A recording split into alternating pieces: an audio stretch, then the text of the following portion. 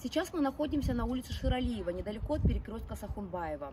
Эта улица ранее была тупиковая, но ее пробили. Для этого даже пришлось снести гаражи. Сейчас эту улицу реконструируют, и скоро под снос пойдет вот этот забор и хозпостройки. Хозяин согласен уже отдать эту территорию мэрии под дорогу. Для этого ему выплатят компенсацию в 550 тысяч сомов. Просто у него проблема с оформлением документов оказалось. Там не хватает одного какого-то документа. Он сейчас это госрегистр проводит свою работу, после чего он должен предоставить все необходимые документы, чтобы мы могли ему перечислить сумму, которая предоставлена независимой оценкой.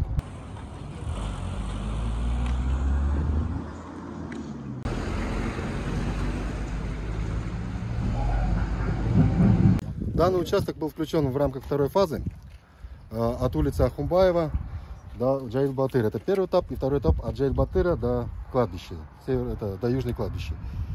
Данный участок вот это был тупиковый. Вот я вам сейчас покажу, это был участок тупиковый, выхода на Ахунбаеву улице не было. Здесь мешала в первую очередь теплосеть трубы, которая соединяется ТЭЦ-2, и мешали гаражи, которые были еще построены в советское время. Теплосеть мы полностью положили под землей в установленном порядке. Эта работа проводилась в прошлом году, и в этом году у нас проводится уже асфальтирование. Сейчас уложен первый слой. После того, как все работы мы по сносу и по переносу столбов все завершим, и мы уже уложим второй слой. И после будет разметки и откроем дорогу. Еще один участок – это продолжение улицы Сухобатора от Каралаева до 7 апреля. Он был запроектирован еще в 2017 году, чтобы разгрузить параллельные улицы. И так как на этом участке идет пересечение реки Аламедин с Любичака, здесь запланировано также строительство моста. Протяженность данного участка получается 750 метров с двух сторон. Она будет с правой стороны односторонним в одну сторону, и с другой стороны в другую сторону. И тротуары с обеих сторон у нас получается по 2,25. Ширина проезжей части 8 метров.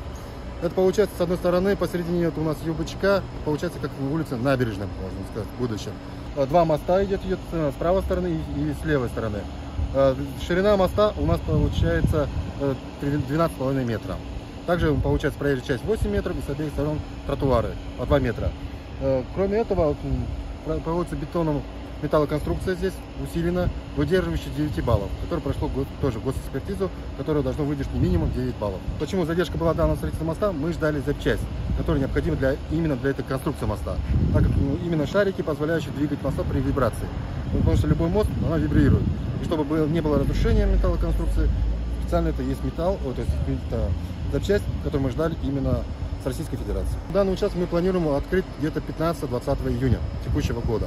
А это один из самых проблемных участков улица Шухурова. И проблемный он, потому что затрагивает частные владения. Много лет назад люди вышли за свою территорию и возвели здесь заборы, хозпостройки и даже дома на муниципальной земле. И теперь все это придется снести. Получается где-то 61 объект заборов, которые вышли именно на тротуарную часть, который существующий тротуар. Поэтому мы хотим вернуть тот облик, который был еще построен в советское время. Вся эта земля муниципальная. Нету ни одного документа, который говорил, что это частная собственность. Мы не трогаем частную собственность.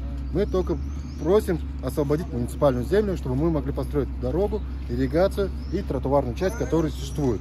Дорога не расширяется, я вам сразу скажу.